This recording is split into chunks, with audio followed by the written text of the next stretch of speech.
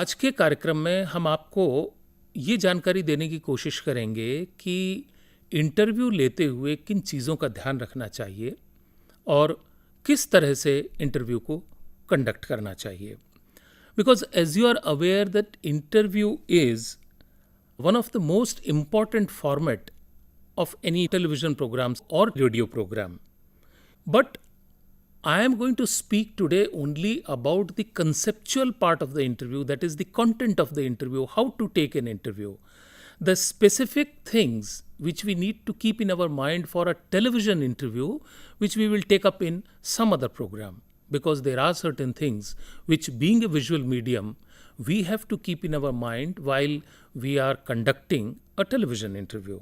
But today we are only talking about the concept of interview, how to ask questions and all the related things. So what you need to do, the first and foremost thing is that you have to prepare for the interview.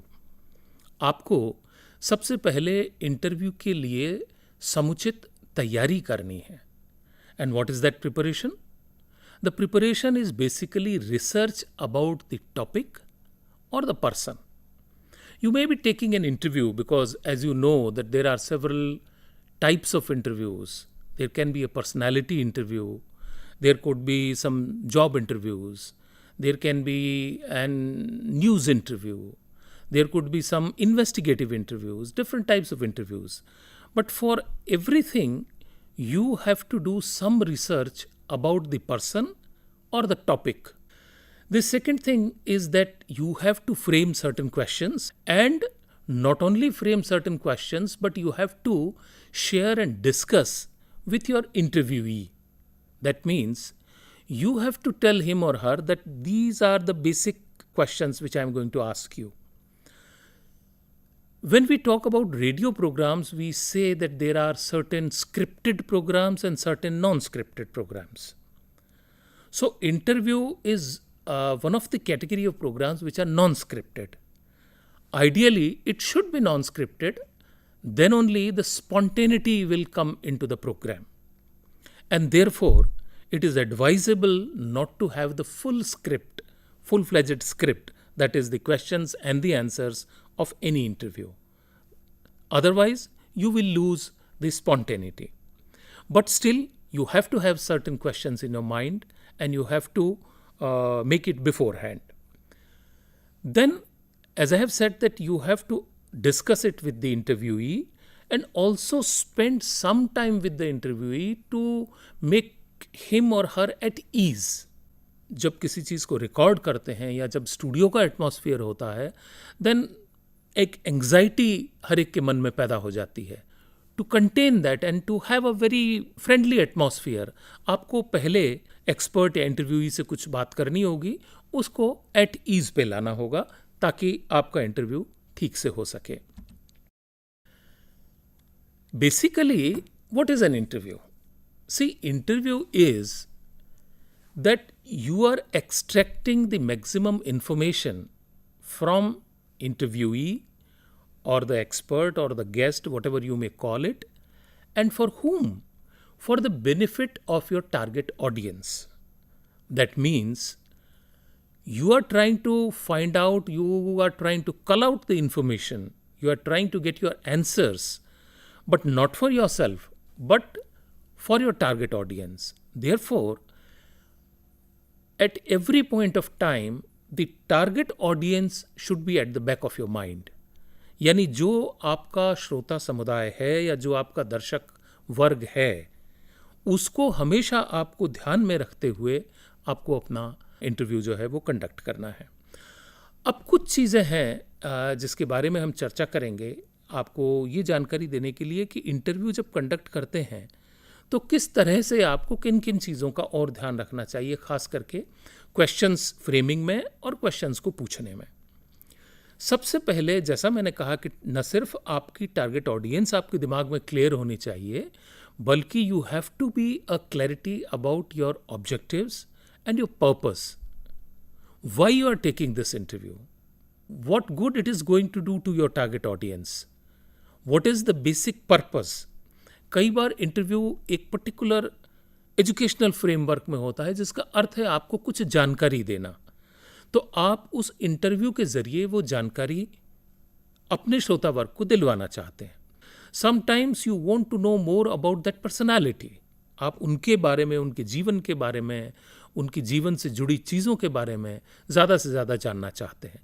तो तब कोशिश ये होनी चाहिए interviewer की कि उन बातों को अधिक से अधिक वो प्रकाश में ला सके। यानी कहने का मतलब ये है कि जो भी आपका ऑब्जेक्टिव या पर्पस है वो फुलफिल होना चाहिए। Then at the beginning of every interview you have to have some context. That means you need to introduce your guest or your expert or your speaker and also the topic. Sometimes जैसा मैंने आपको कहा कि personality interviews के अंदर guest ही prime importance है, तो आप उससे जुड़ी चीज़ों को अधिक से अधिक तरीके से आप उसको पेश करेंगे। लेकिन ज़्यादातर समय जो टॉपिक या जो थीम है वो प्राइम फोकस की चीज़ है, वो इम्पॉर्टेंट होती है। इसलिए आपको उस थीम को, उस सब्जेक्ट को, उसके बारे में आपको कुछ बात करनी है। फिर आपको ये बताना है कि इस पर्टिकुलर सब्जेक्ट के लिए हमने जो आपके एक्सपर्ट हैं सो एंड सो, उनको क्यों बुलाया है, उनका क्या रेलेवेंस है यहाँ पे। उसको जानने के बाद आपका इंटरव्यू रेलेवेंट हो जाता है। लोगों को लगता है कि हाँ, ये उपयुक्त व्यक्ति हैं हमें इस सब्जेक्ट पर जानकारी देने के लिए। तो इसका अर्थ ये हुआ कि आपको एक इंट्रोडक्शन देना है, लेकिन वो इंट्रोडक्शन ब्रीफ और इंटरेस्टिंग होना चाहिए। बहुत लंबा इंट्रोडक्शन नहीं होना चाहिए, लेकिन उसमें कोई इम्पोर्टेंट बात छूटे भी ना, सारी महत्वपूर्ण जानकारी या आवश्यक जानकारी उसके अंदर आ जानी चाहिए। देखिए, एक बहुत बारीकी की बात है कि जब आप किसी से बात करते हैं, जब आप किसी को कुछ पूछते हैं और आप एक्सपेक्ट करते हैं कि वो जवाब दे, then you also have to be a good listener. So in every interview, first of all, you have to be a good listener, and to be a good listener you have to make some eye contact with the person with whom you are talking. यानी आप सामने वाले को ये लगना चाहिए कि आप बड़े इंटरेस्ट से उसकी बात सुन रहे हैं। जिस तरह मैं अब आपसे बात कर रहा हूँ आपकी ओर देखते हुए, तो आपको ये लगता है कि ये बातचीत हमसे की जा रही है। लेकिन अगर इस बातचीत के अंदर if you start looking at your papers और if you start watching your telephone screen, then probably the expert may also lose interest कि he or she is not very serious about that thing. Now coming to the questions. So your question must be specific. आपका जो प्रश्न है वो बहुत specific और focused होना चाहिए। देखिए, अगर आप एक बहुत ही जनरल क्वेश्चन पूछते हैं, एक बहुत ब्रॉड क्वेश्चन पूछते हैं, तो उसकी जानकारी भी आपको उस तरह से ब्रॉड और जनरल किस्म की मिलेगी। लेकिन एक फोकस्ड प्रश्न का उत्तर भी बहुत चांसेस हैं कि आपको फोकस्ड और वो मिले जो कि आप चाहते हैं। उदाहरण के तौर पर अगर आप किसी को पूछते हैं कि why do you give subsidy for irrigation, then it is a specific thing which you are asking.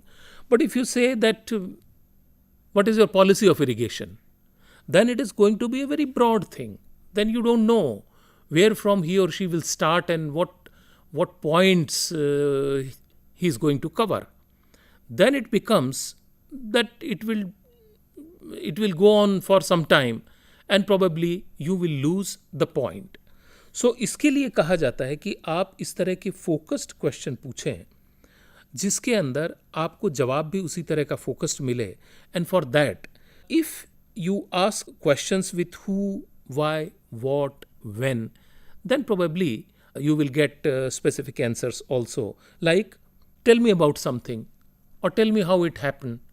So अगर इस तरह से आप चीज़ें पूछेंगे, आप उनकी ओपिनियन या उनकी जानकारी पूछेंगे, तो आपको उस तरह की जानकारी, उस तरह की चीज़ें आपको अपने इंटरव्यू में मिलेंगी। इसलिए कहा जाता है कि अच्छे प्रश्न वो हैं जिनके उत्तर सिर्फ हाँ या ना में ना हो। अगर आप इस तरह के प्रश्न पूछते हैं कि जिनका उत्तर do you like movies, then probably he और शी में से यस और no.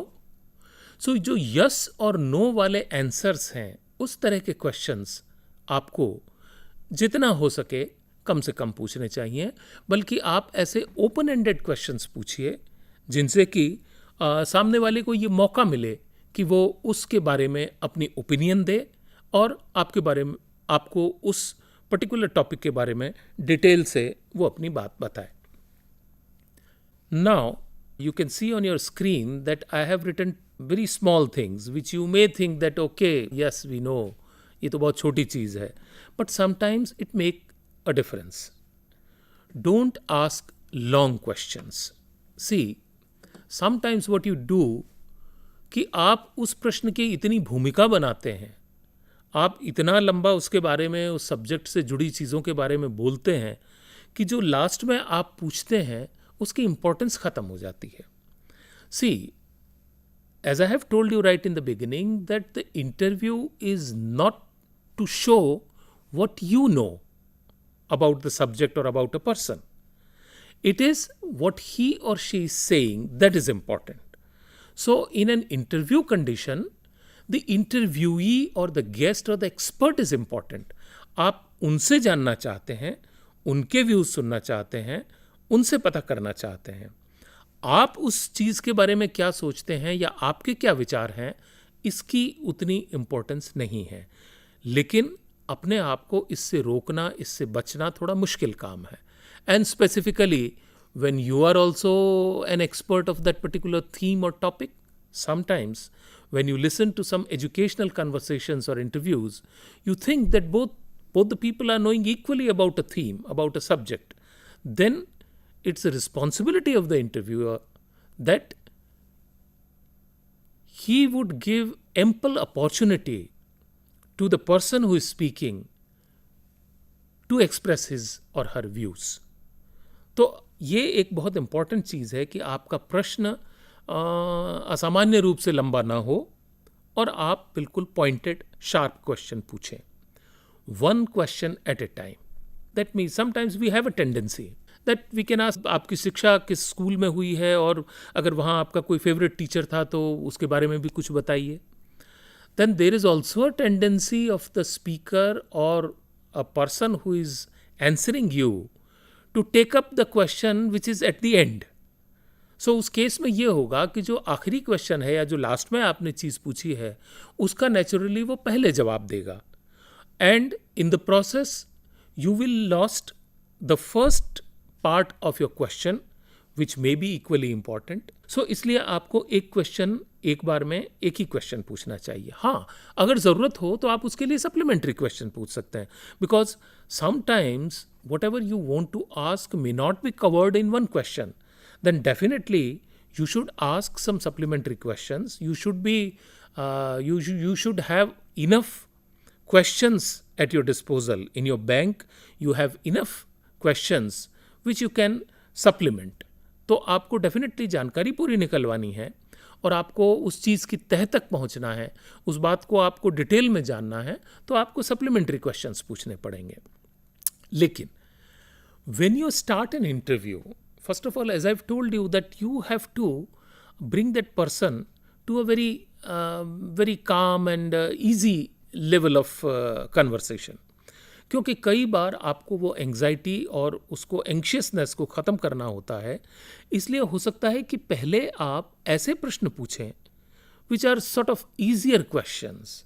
You can ask something neutral और something factual. Factual means in which he is going to narrate some facts. अगर आप उनके उस पर्सन के बारे में या उस टॉपिक के बारे में कोई फैक्चुअल इस तरह की चीज़ पूछेंगे, then there are chances that at a very relaxed pace he or she is going to tell you about that thing, and at a very उसके अंदर कोई टेंशन डेवलप नहीं होगा. लेकिन आपको वो एक एटमॉस्फियर को क्रिएट करेगा और आगे की आपकी जो बातचीत होने वाली है, जो आपका डिस्कशन होने वाला है, वो उसके लिए एक अच्छा एक सॉलिड प्लेटफॉर्म सेट करेगा.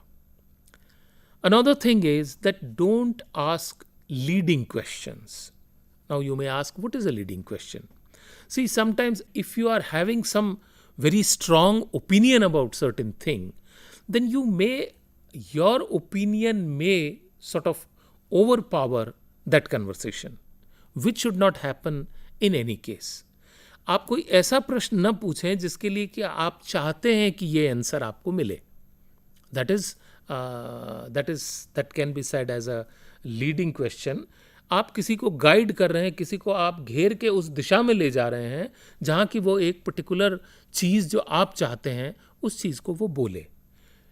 You have to be very objective, and objectively you ask questions and let him answer whatever he want to answer.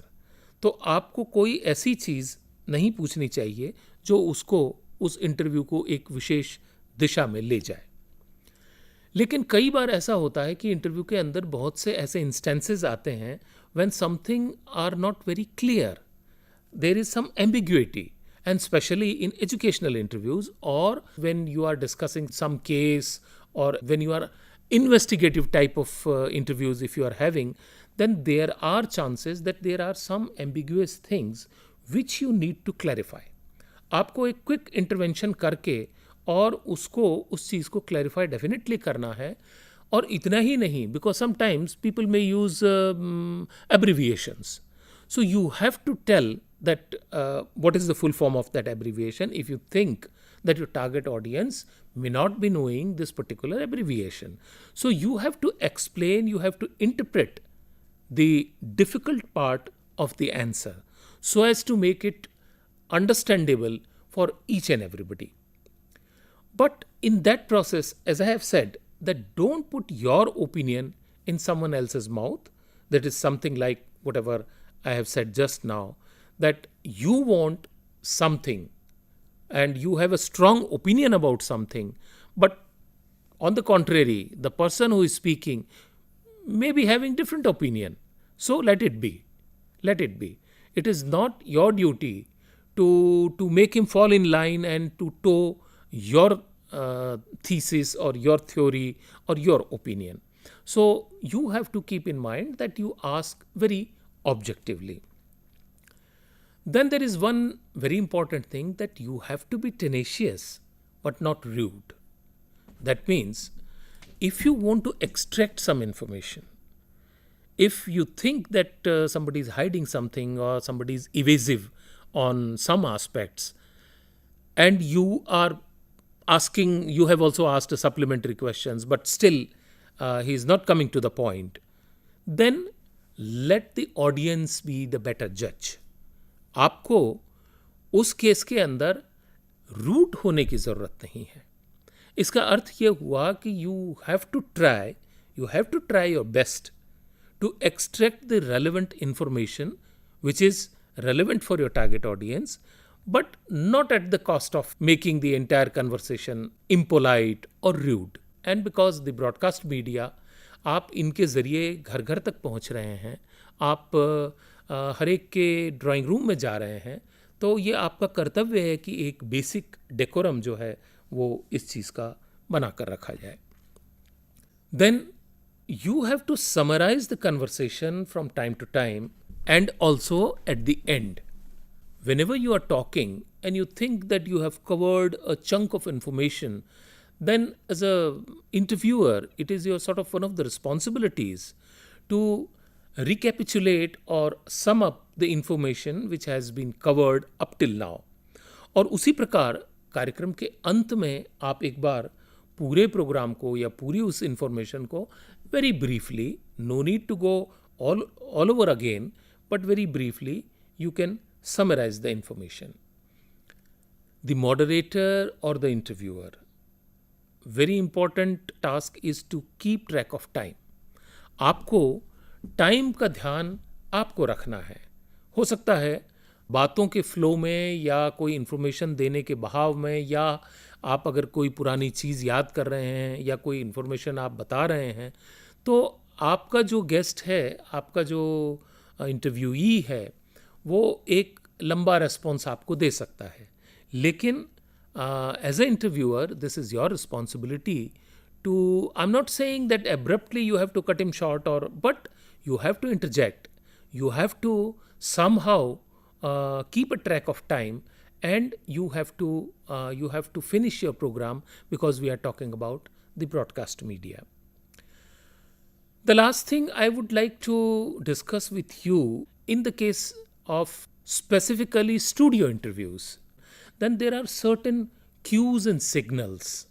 So those cues and signals you must understand. Not only you understand, but also your expert must also understand. So if there is anything of that sort, basically both of you right in the beginning should discuss that, okay, when I say this or when I give you this kind of sign, then probably you should start winding up your discussion. Or when I say this, then that means 1 minute is left. Whatever, these kind of signals you have to be clear right in the beginning. क्योंकि इसका अर्थ ये है कि कहीं आप ये कह रहे हैं कि 1 मिनट बाकी है और वो आपका एक्सपर्ट ये समझे कि नहीं, मुझे अभी 1 मिनट और इस बात को कंटिन्यू करना है क्योंकि इनको अभी और आगे चलाना है। मतलब ये है कि दोनों एक ही धरातल पर समझने के एक ही लेवल पर अगर होंगे, तब आप उस चीज़ को अच्छे से फॉलो कर पाएंगे। आई एम श्योर दैट आप इंटरव्यू करते हुए इन चीज़ों का अगर आप ध्यान रखेंगे तो आप एक अच्छा और इंटरेस्टिंग इंटरव्यू रिकॉर्ड कर पाएंगे। And I hope that you will do that. Thank you so much. नमस्कार।